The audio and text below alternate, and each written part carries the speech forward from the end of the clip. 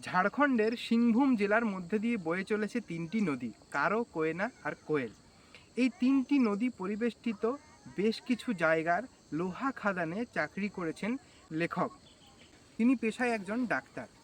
তো ওইসব জায়গার মানুষজনকে তিনি খুব কাছ থেকে দেখেছেন, সেখানকার প্রকৃতিকে তিনি অনুভব করেছেন এবং সেই সব কিছুকে তিনি ফুটিয়ে তুলেছেন এই বইতে সুন্দর সুললিত গদ্যে। এই বইটি এক আশ্চর্য বই। শুধুমাত্র যে এটি কোনো উপন্যাস বা এটি কোনো স্মৃতিকথা বা এটি কোনো ভ্রমণ কাহিনী বলে আমার মনে হয়নি। একটা মিক্সড ফ্লেভার রয়েছে।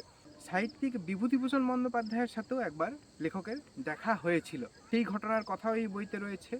সাহিত্যিক বুদ্ধদেব গুহ এই বইটিকে নিয়ে বিস্তারিত আলোচনা করেছিলেন আনন্দবাজারের পাতায়। আমি অবশ্যই একবার চাইবো আপনি এই বইটি পড়ে দেখুন। আমার ভীষণ পছন্দের বই। শীতকাল এলেই এই বইটার কথা আমার বারবার মনে আসে। বইটার প্রকাশক হচ্ছে প্রতিভাস প্রকাশনা।